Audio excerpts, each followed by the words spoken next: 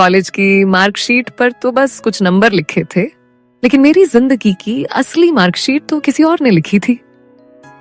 उस पर स्याही से नहीं, सांसों से इश्क के वो निशान थे जो आज भी मेरी रूह पर ताजा है। ये कहानी किताबों और क्लासरूम की नहीं, ये कहानी है बंद कमरे में दो खामोश नजरों की जो एक दूसरे में अपना पूरा सिलेबस ढूंढ रही थी। ये कहानी है रिया की और उसके सर की। शहर के उस पुराने से हिस्से में एक तंग सी गली के अंदर कबीर सर का कोचिंग सेंटर था।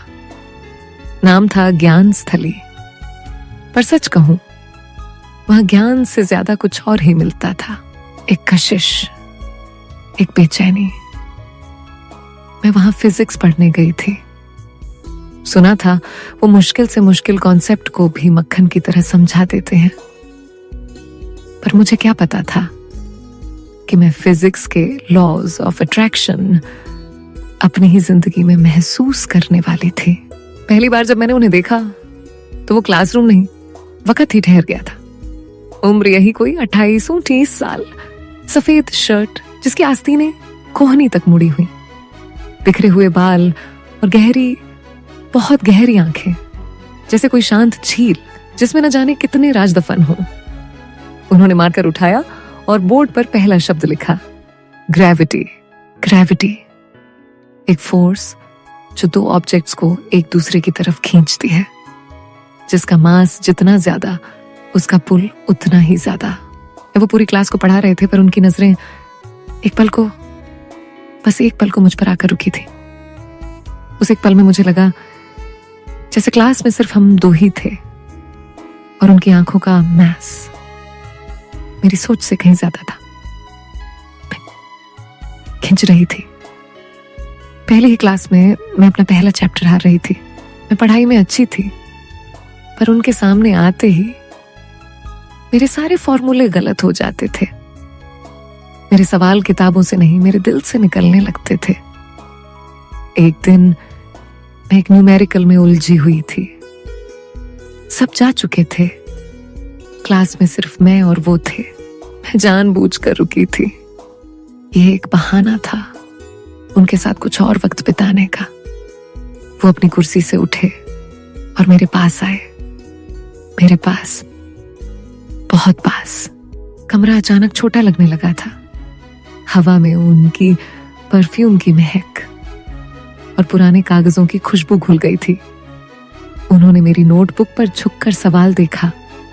उनकी सांसें मेरे बालों को छू रही थीं और मेरी रीढ़ की हड्डी में एक सिहरन सी दौड़ गई। कहां अटक रही हो रिया? उनकी आवाज एक सरगोशी जैसी थी। मैं कुछ बोल नहीं पाई, बस अपनी उंगली से सवाल की एक लाइन पर रख दिया। उन्होंने मेरे हाथ के ऊपर अपना हाथ रखा और मेरी उंगली को उस लाइन पर धीरे से सरकाया। देखो, प्रॉब्लम यहां है, तुम फोर्स की डायरेक्शन गलत ले रही हो। कभी कभी जो दिखता है खिंचाव उस तरफ नहीं होता, बल्कि उसके बिल्कुल ऑपोजिट होता है। वो सवाल समझा रहे थे और मैं उनकी बातों के डबल मीनिंग समझ रही थी। उनका हाथ अभी भी मेरे हाथ पर था, गर्म और महफूज। उस दिन मुझे एहसास हुआ कि कुछ सवालों के जवाब किताबों में नहीं होते, वो तो बस छूने से मिल जाते हैं।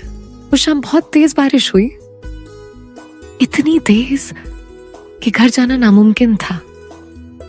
क्लासरूम की खिड़की पर बारिश की बूंदें एक अजीब सा संगीत बना रही थीं। लाइट चली गई और कमरे में सिर्फ इमरजेंसी लाइट की पीली धीमी रोशनी रह गई। अब अंधेरा था, खामोशी थी और हम दो थे। वो अपनी टेबल पर बैठे थे और मैं अपनी बेंच पर। हमारे बीच कुछ फीट की दूरी थी, पर आज वो मीलों जैसी लग रही थी। उन्होंने अपनी चुप्पी तोड़ी। डर तो नहीं लग रहा? मैं मुस्कुरा दी। डर? मुझे तो जिंदगी का सबसे हसीन पल लग रहा था वो। मैंने धीरे से कहा, अंधेरे से नहीं, खामोशी से लगता है सर। मेरी बात सुनकर वो उठे और खिड़की के पास जाकर खड़े हो गए। बाहर की बिजली जब चमकती तो उनका चेहरा पल भर को रोशन हो जाता। उनकी आंखों में आज एक अजीब सी उदासी थी। खामोशी, खामोशी भी बहुत कुछ कहती है रिया, बस उसे सुनने वाला चाहिए। ये जो बारिश की आवाज है, ये भी तो एक तरह की खामोशी ही है जो शोर के पीछे छुपी है। मैं अपनी जगह से उठी और हिम्मत करके उनके पास जाकर खड़ी हो गई। हमारे कंधे लगभग छू रहे थे। शीशे पर जमी नमी पर मैंने अनजाने में ही अपनी उंगली से एक अधूरा सा दिल बना दिया। उन्होंने मेरी इस हरकत को देख लिया पर कुछ कहा नहीं, बस एक गहरी सांस ली।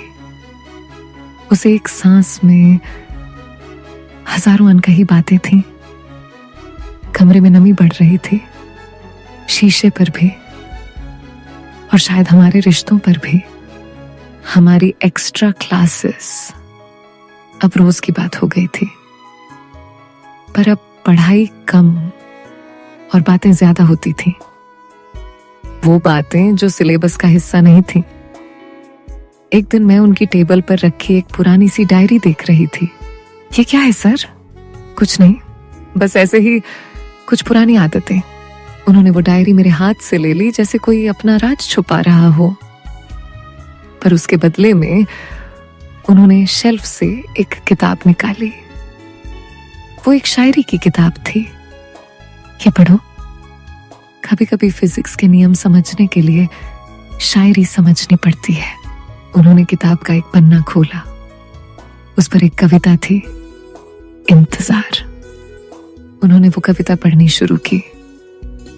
उनकी आवाज जैसे हर लफ्ज को जिंदा कर रही थी।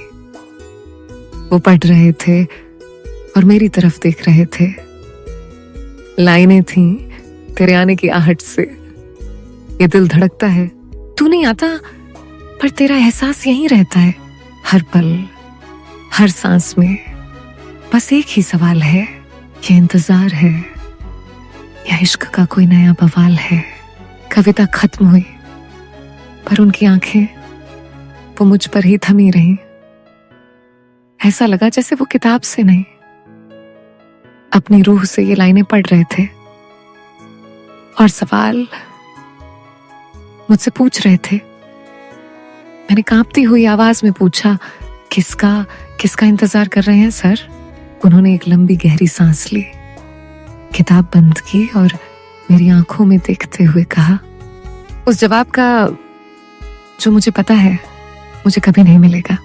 उस दिन मैंने जाना कि वो सिर्फ फिजिक्स के टीचर नहीं थे, वो एक अधूरे शायर थे। एक ऐसी कहानी थे जिसे कोई पढ़ने वाला नहीं मिला था और मैं उस कहानी को पूरा करना चाहती थी। 9 दिन बीत रहे थे और हमारे बीच का ये अनकहा रिश्ता और गहरा होता जा रहा था। अब हम इशारों में बात करते थे। वो बोर्ड पर हीट एंड टेम्परेचर का चैप्टर समझाते और जब वो कहते कि heat always flows from a higher temperature body to a lower temperature body, तो उनकी नजरें मुझ पर होती जैसे कह रहे हो कि उनका सारा सुकून, सारा चैन मेरी तरफ बह रहा है। एक दिन वो मुझे वेक्टर्स समझा रहे थे। उन्होंने मेरा हाथ पकड़ा और हवा में एक सीधी लाइन बनाते हुए कहा, वेक्टर जिसमें मैग्नीट्यूड भी होता है और डायरेक्शन भी, बिल्कुल हमारी जिंदगी की तरह। फिर उन्होंने मेरा हाथ अपने दिल पर रखा और कुछ फोर्स ऐसे होते हैं रिया, जिनका मैग्नीट्यूड तो बहुत ज्यादा होता है पर डायरेक्शन का कुछ पता नहीं होता, समझे? उनका दिल धड़क रहा था बहुत तेज मेरे हाथ के नीचे और मेरी धड़कनें जैसे रुक ही गई थी। मेरी आंखें बंद हो रही थी। मैं उनकी तरफ खींच रही थी। उनके चेहरे और मेरे चेहरे के बीच कुछ इंच का फासला रह गया था। उनकी गर्म सांसें मेरे होठों पर महसूस हो रही थी। वो एक पल अगर जिंदगी भर के लिए ठहर जाता तो शायद मैं कुछ और नहीं मांगती। वो झुक रहे थे और मैं तैयार थी उस सवाल का जवाब बनने के लिए जिसका वो इंतजार कर रहे थे। और तभी बाहर से किसी स्टूडेंट की आवाज आई। वो एक झटके में मुझसे दूर हो गए, जैसे उन्हें कोई होश आया हो, जैसे उन्होंने कोई बहुत बड़ी गलती कर दी हो। उन्होंने मेरी तरफ देखे बिना बिखरे हुए कागजों को समेटना शुरू कर दिया। क्लास इज ओवर, तुम घर जाओ। उनकी आवाज में एक सख्ती थी जो मैंने पहले कभी नहीं देखी थी।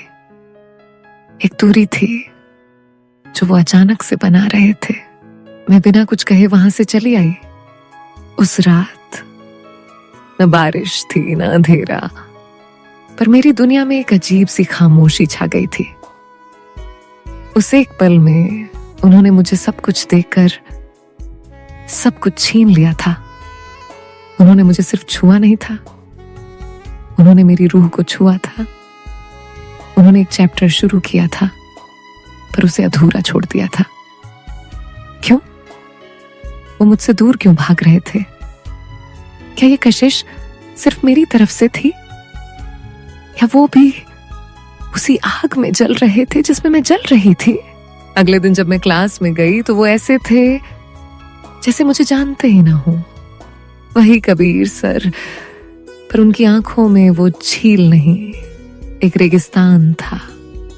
पर मैं जानती थी इस रेगिस्तान के नीचे भी कहीं ना कहीं एक नमी बाकी थी। उस दिन उन्होंने एक किताब बंद की थी, पर मेरी कहानी का पहला पार्ट लिख दिया था। एक ऐसी कहानी जिसके हर सवाल का जवाब उनकी खामोशी में छुपा था। जानना चाहते हैं उस खामोशी ने अगले दिन क्या कहा? जानना चाहते हैं कि कैसे मैंने उस रेगिस्तान में अपने इश्क का पहला फूल खिलाया? तो इंतजार कीजिए मेरी कहानी के दूसरे हिस्से का, क्योंकि असली रिएक्शन तो अब शुरू होना बाकी था। उस रात के बाद सब कुछ बदल गया था। क्लासरूम वही था, बेंच वही थी, वो कबीर सर भी वही थे, पर उनकी आंखें, वो झील अब एक बेजान पत्थर बन चुकी थी। उन्होंने हमारे बीच एक कांच की दीवार खड़ी कर दी थी। मैं उन्हें देख सकती थी, सुन सकती थी, पर छू नहीं सकती थी। हजारों सवाल थे मेरे अंदर सर, पर उनमें से एक भी फिजिक्स का नहीं था। वो अब मुझसे नजरें नहीं मिलाते थे।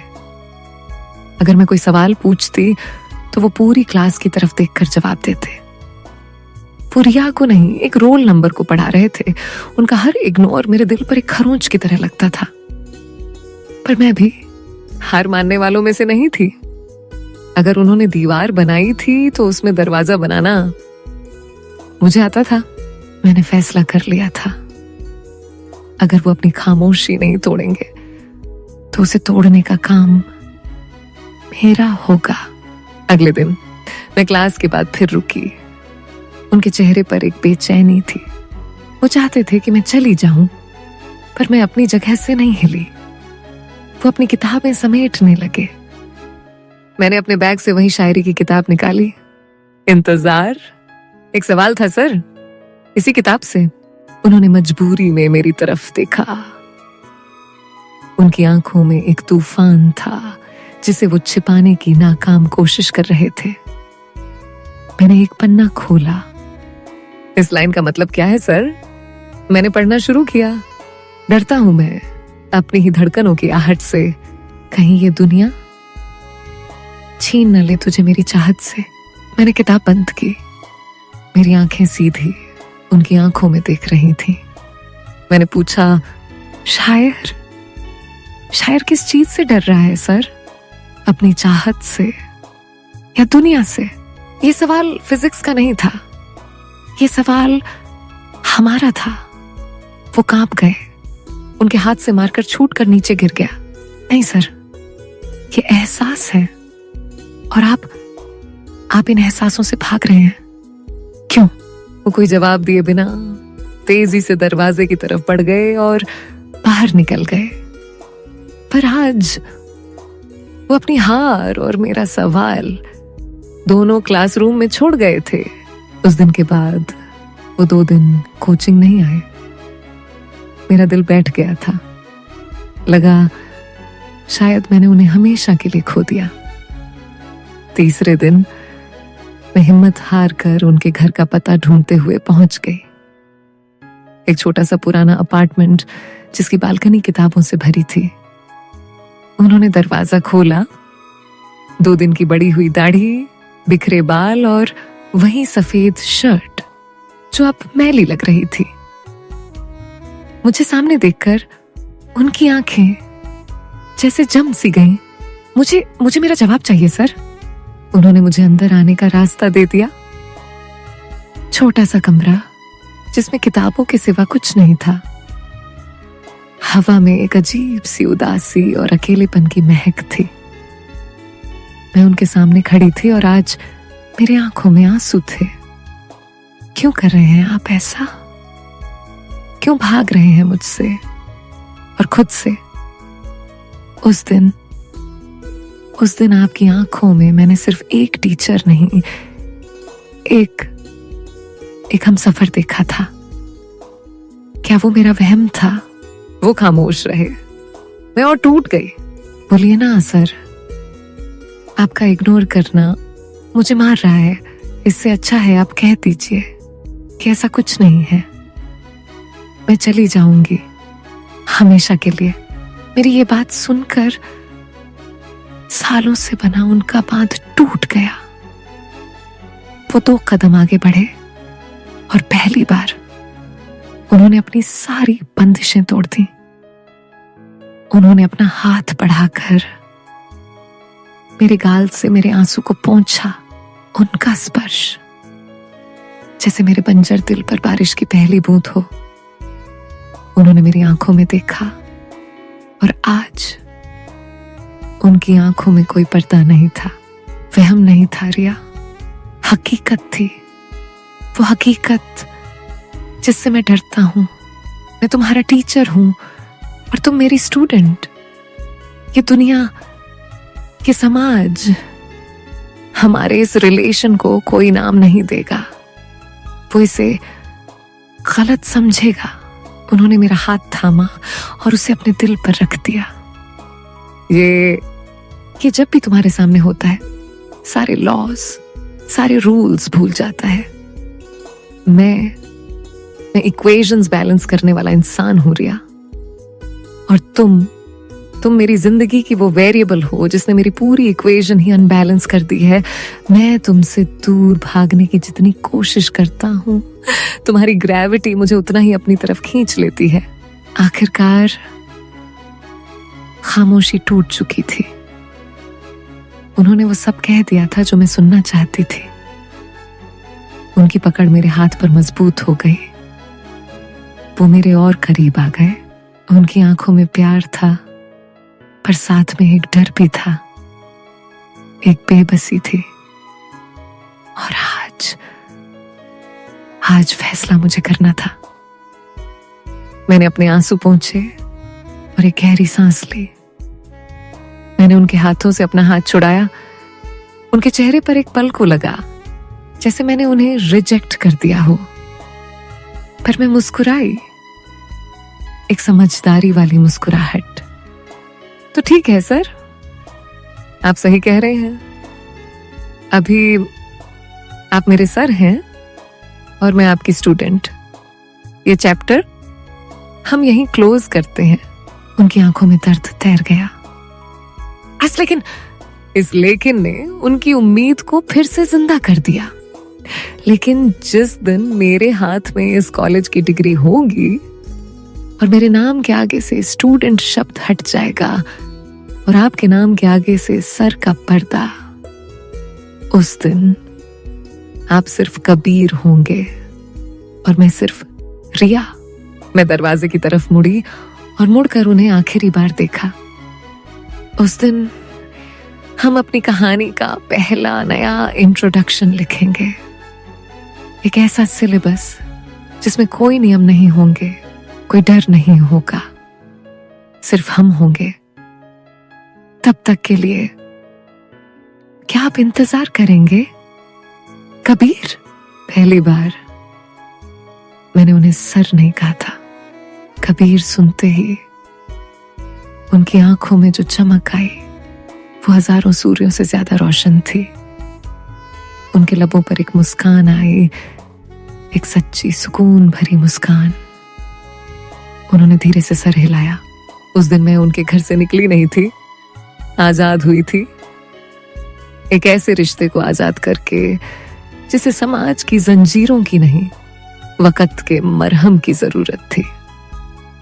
हमारी कहानी खत्म नहीं हुई थी, बल्कि सही मायने में शुरू हुई थी।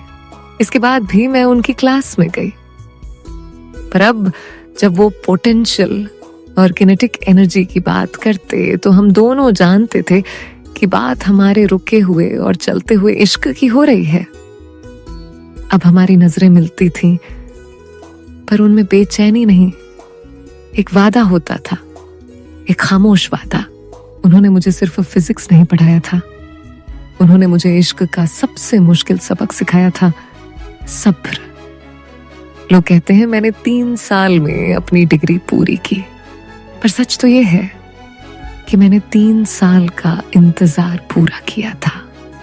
और आज जब मैं ये कहानी आपको सुना रही हूं तो मेरे हाथ में वो डिग्री भी है और दूसरी तरफ कबीर का हाथ भी। वो मेरे टीचर थे जिन्होंने मुझे किताबों से पढ़ाया, पर वो मेरे हमसफर बने जिन्होंने मुझे अपनी नजरों से जिंदगी पढ़ना सिखाया। हमारी इक्वेशन अब बैलेंस्ड है, बिल्कुल परफेक्ट। दोस्तों, अगर ये कहानी आपके दिल तक पहुंची है तो कमेंट में सिर्फ एक दिल का इमोजी भेज दीजिए। अगर आप ऐसी ही रोमांटिक कहानियां और सुनना चाहते हैं तो चैनल को अभी सब्सक्राइब कर लीजिए। हम आप